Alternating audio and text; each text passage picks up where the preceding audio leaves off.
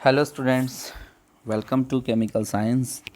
और बच्चों, आज हमारा टॉपिक फिनॉल फॉर्मेल्डिहाइड रेजिन, काफ़ी इम्पॉर्टेंट टॉपिक है। यहाँ से क्वेश्चन बहुत बार आया हुआ है, ठीक है। तो वो छोटा क्वेश्चन भी आता है, 1 मार्क से पूछ लेता है कि फिनॉल फॉर्मेल्डिहाइड का जो रेजिन है, पॉलीमर है, क्या होता है, ठीक है। या डायरेक्ट नाम से पूछ लेता है कि बेकेलाइट के जो मोनोमर्स हैं आप उनको लिखिए, ठीक है। मतलब बेकेलाइट जो यूनिट है आपकी, उसके मोनोमर्स को लिखिए, ठीक है। तो वो कौन होता है? फिनॉल और फॉर्मेल्डिहाइड ही होते हैं। चलिए तो देखते हैं।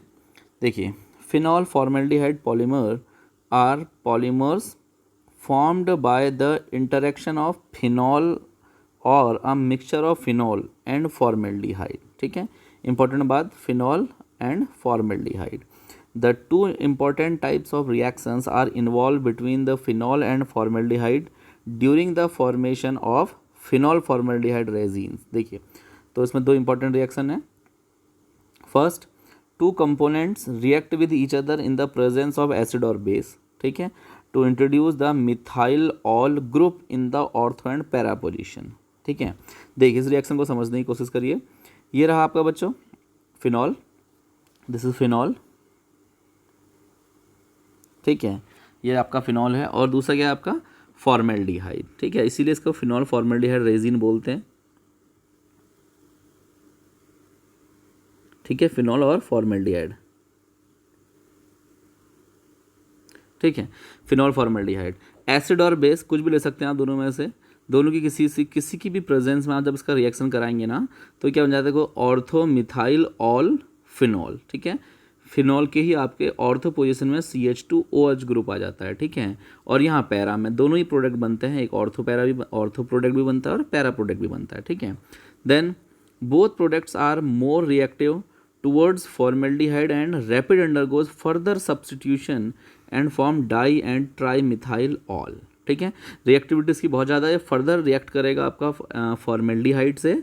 तो जैसे ऑर्थो वाला है तो पैरा में भी यहाँ बन जाएगा, देखो ये रहा पैरा का प्रोडक्ट, ठीक है। और अगर पैरा वाला होता है तो बच्चों ऑर्थो में ही बन, देखो यहाँ ऑलरेडी पैरा वाला है ना, तो देखिए जब आपने फिर से इसका रिएक्शन कराया HCHO के साथ, तो क्या कर दिया इसने? ऑर्थो वाला भी बना देता है। क्लियर हुआ? फिर अब आपको दोनों को कर देना है, ठीक है। इसका देखो फिर से मैंने फॉर्मेल्डिहाइड के साथ ट्रीट किया, तो देखिए एक ऑर्थो एक पैरा तो ऑलरेडी ऑक्यूपाई था, एक इसका ऑर्थो अभी बचा हुआ था। देखो ऑर्थो पोजीशन में भी आपका CH2OH आ जाता है, ठीक है। और यहाँ इस वाले में देखिए, देखो क्या है, CH2OH ऑर्थो में है और पैरा में है, इसमें भी क्या हो जाएगा? दूसरी वाली ऑर्थो में भी ऑक्यूपाई हो जाता है, ठीक है। तो दोनों के सेम प्रोडक्ट बन जाते हैं। क्लियर हुआ? तो दो रिएक्शन कौन सी इसमें इंपॉर्टेंट हुई अभी तक? पहली रिएक्शन जिसमें आपका क्या बना? फॉर्मेल्डिहाइड और फिनॉल ने रिएक्शन किया इन द प्रेजेंस ऑफ एसिड और बेस, और ये रहे आपके प्रोडक्ट, ठीक है, मिथाइल ऑल फिनॉल, ठीक है। ऑर्थो प्रोडक्ट और पैरा प्रोडक्ट दोनों बना लेने हैं। सेम टू सेम आपको यहाँ भी ऐसे करना है, ठीक है। बट यहाँ पे क्या है कि आपको उसकी फर्दर रिएक्शन करा देनी है। जो प्रोडक्ट आपका रिएक्शन फर्स्ट में बन रहा है ना, उसका रिएक्शन फिर से किसके साथ करा देना है? फॉर्मेल्डिहाइड के साथ करा देना है, ठीक है। देन फिर से क्या होगा? दोनों ऑर्थो पोजिशन और एक पैरा पोजिशन में आपका मिथाइल ऑल ग्रुप आके अटैच होने वाला है। क्लियर? देन देखिए, in the second type of reaction methylol phenol undergoes self condensation reaction to form dinuclear और polynuclear phenol in which the phenolic nuclei are linked by methylene group, ठीक है। Methylene group समझते हो ना आप लोग? CH2 group को बच्चों मिथाइलिन ग्रुप बोलते हैं, ठीक है। जैसे CH3 आपका मिथाइल ग्रुप, CH2 आपका मिथाइलिन ग्रुप। देखिए ये रहा आपका product, this is ortho methyl all phenol है, ठीक है। और ये आपका नॉर्मल फिनॉल है। फिर आपने बेसिक मीडियम में इसका रिएक्शन करा देना है। अब क्या होगा? ये देखो, इसको एक्चुअली में थोड़ा लिखने का ऐसा है, अगर आप चाहो तो इसको आप इस साइड लिखोगे, दूसरी साइड लिखोगे तो ज़्यादा बेटर रहेगा। लाइक जैसे यहाँ पर देखिए, है ना, यहाँ लिख दिया जैसे सपोज मैंने, ठीक है, OH, और यहाँ क्या हो जाएगा? CH2OH। अब देखो इसके इस वाली पोजीशन में, ठीक है, दूसरे वाले मॉलिक्यूल की लेफ्ट ऑर्थो पोजीशन में, और इसका OH यहाँ से H2O रिलीज कर देंगे, और देखो ये CH2 आपका मिथाइलिन ग्रुप की फॉर्म में बीच में आके अटैच हो जाएगा, दोनों रिंग को आपस में बाइंड कर देगा। क्लियर हुआ? ठीक है। तो इस तरीके से रिएक्शन होगा, तो ये प्रोडक्ट भी बनेंगे, और साथ साथ जब दोनों आपके क्या होंगे? ऑर्थो प्रोडक्ट होंगे। देखो ये भी ortho methyl all phenol, this one is also ortho methyl all phenol. In the presence of base, मतलब बेसिक मीडियम में क्या होगा, अब आपको पता है यहाँ पर एक H, तो यहाँ से OH निकल जाएगा, तो ये आपस में कनेक्ट हो जाएंगे, जैसे पहले हुए थे देखो CH2। वैसे यहाँ अब ये आगे को जो है इसका भी CH2 निकल जाएगा दूसरे मॉलिक्यूल के साथ, तो ये रिएक्शन जो है चलती रहेगी, चेन रिएक्शन हो जाएगी, ठीक है। और साथ साथ अगर आप चाहो तो पैरा वाले भी बना लेंगे, ठीक है। तो देखो इस टाइप का प्रोडक्ट, एक प्रोडक्ट आपका ये है, ठीक है, और आगे भी चाहो तो आप बना सकते हो चेन, और एक दूसरे टाइप का ये है।